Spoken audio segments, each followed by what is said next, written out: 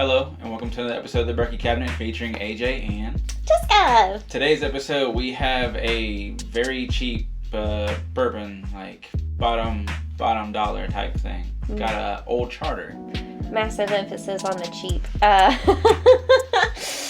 So, Old Charter, the brand dates all the way back to 1874. They named it Old Charter after the Old Charter, or the Charter oak tree, which apparently stands for American independence in some sort of spirit. I don't know. This is news to me. I'm an American. I ain't never heard this shit. So I'm assuming it's an old school thing that we just weren't brought up on. But after they had opened it and started producing their own stuff here, the brand had switched owners a few times, but then in 1999 they were bought by Buffalo Trace Distillery, aka Sazerac, or whatever you want to call them. Since then, they have continuously kept this product on the market. They show no signs of getting rid of it or anything. And the mash bill on this, like a lot of Buffalo Trace products, is corn, rye, and barley. I don't know the specifics on the percentages of each. I don't think that's really disclosed, but it is the same mash bill that they use in things like Eagle Rare, regular Buffalo Trace, Stag, E.H. Taylor. Same mash build, lots of hope. Now, this bottle actually apparently used to say at the top here that 8 years. And then they got in trouble marketing-wise because the label has to be very, very, very specific to, like, if you're going to put a number on it, it's supposed to be, like, it's not supposed to confuse anybody in any way, shape, or form. And theirs was not actually 8 years old, so not fully, like some of the barrels that they would mix into an 8-year-old batch, therefore depleting the age of it, and they got caught somehow from what I know, and so they switched it to saying Old Number 8 brand. Because, you know, that makes everything better. This one is a 80 proof. Yeah, I guess whenever you're ready. I think this is actually one of the lower proofages that we've put on the show. I think so. Cheers. Oh. Before we even get started, when we emphasize the cheap on it, we mean like less than $10. It's actually a 10. Is it $10? Yeah, it's like a $10 or $12 bottle. Inflation. But anyway, less than $20. Yeah, that's not too bad. I mean, I know it made a weird face at first, it was just because it hit me stronger than what I anticipated. It is surprising that it is full of what seems like a lot of notes. It smells like fruit gummies. You getting fruit gummies? Yeah, almost like opening a bag of gummy bears. Just with a little bit of barrel added to it.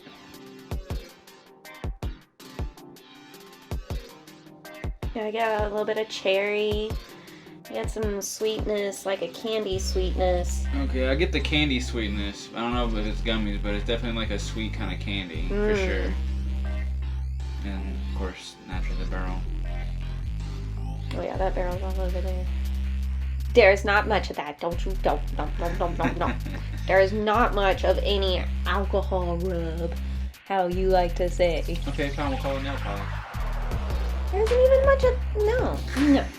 This actually smells really good. It is much better than a lot of other smells that we've had, surprisingly. I mean, it's very mild and chill on the nose. Yeah. Like, it's not overwhelming or anything. So, it's actually gives me more hope for this now. Try and see.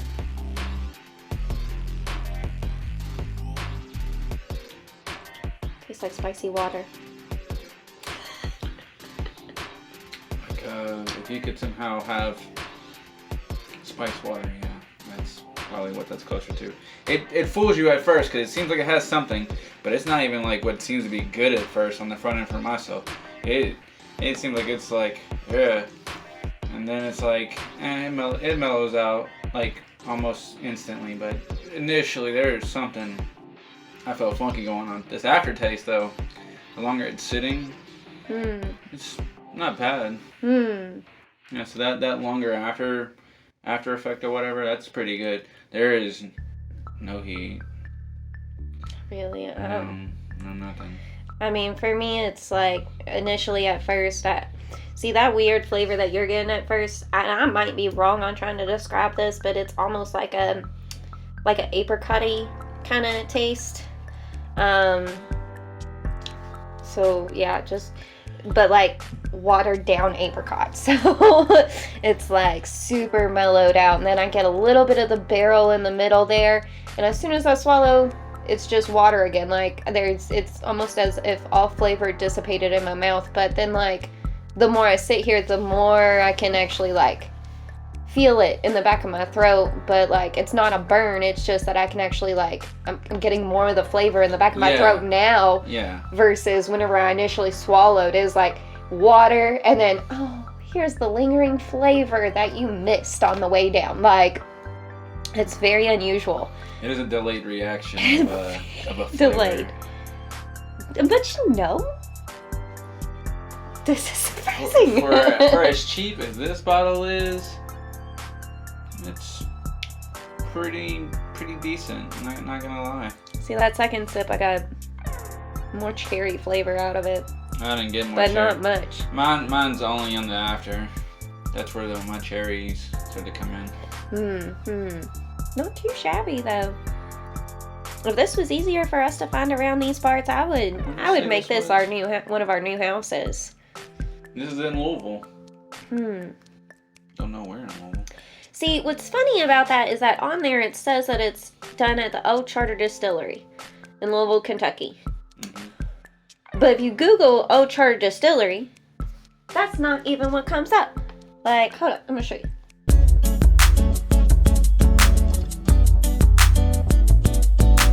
Ones that come up: Old Forester, Old Carter, not Old Charter, Rabbit Hole, Michter's, Angel's Envy, and Old Louisville.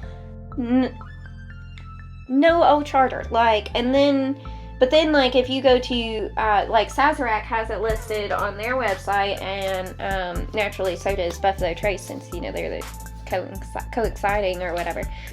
I'll put it somewhere on here. Well, yeah, I'll put it somewhere on here that it says you can go to www.bourbonwhiskey.com or oldcharter@bourbonwhiskey.com. But yeah, I'm not doing that right. Do that on your own again. It'll be here somewhere. Anywho, let's see what this is like as a shot. Rating. Oh yeah.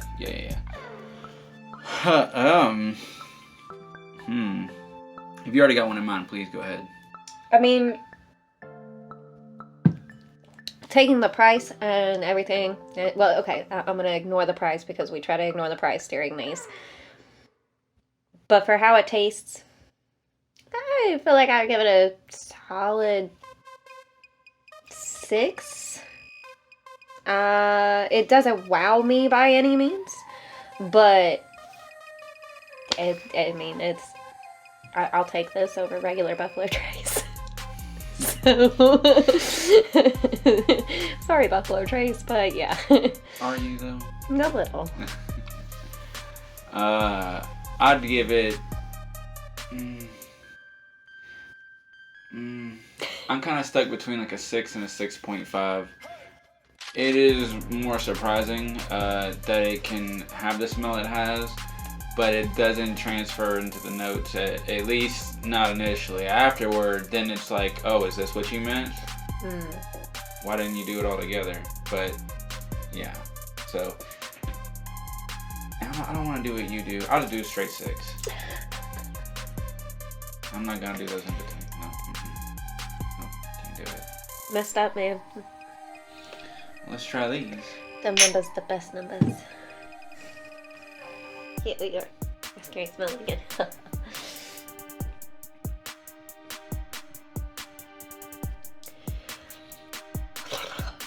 Okay. I like that one.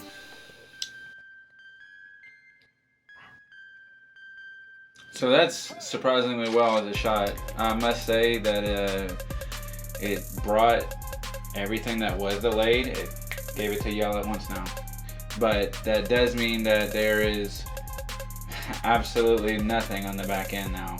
So it is completely voided because you pretty much put it all in the front. I actually completely disagree.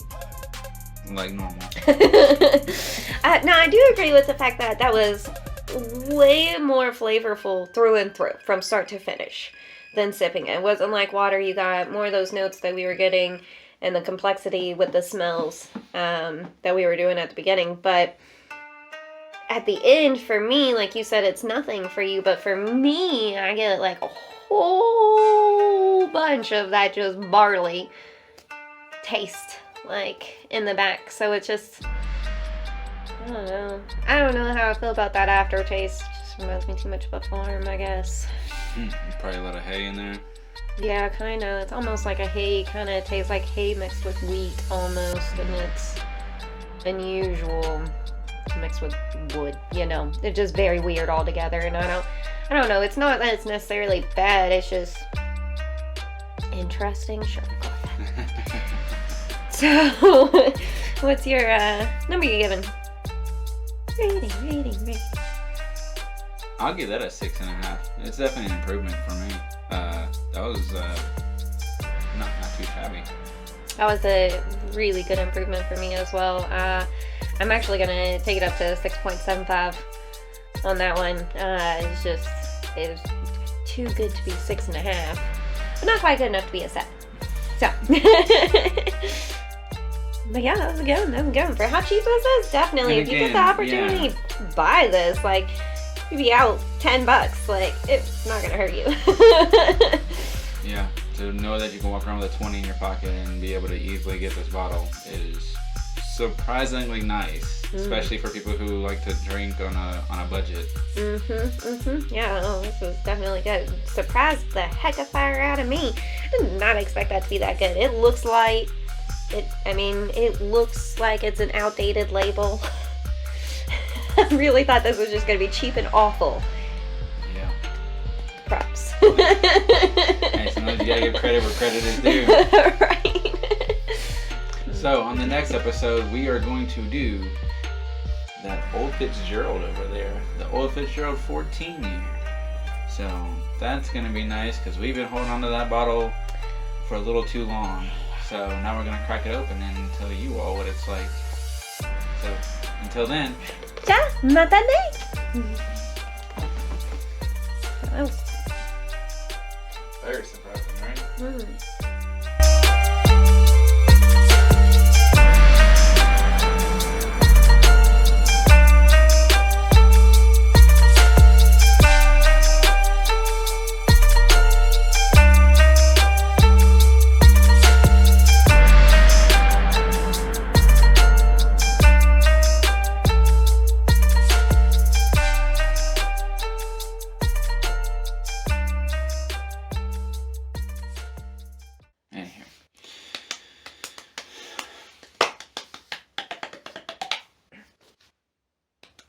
I don't have it.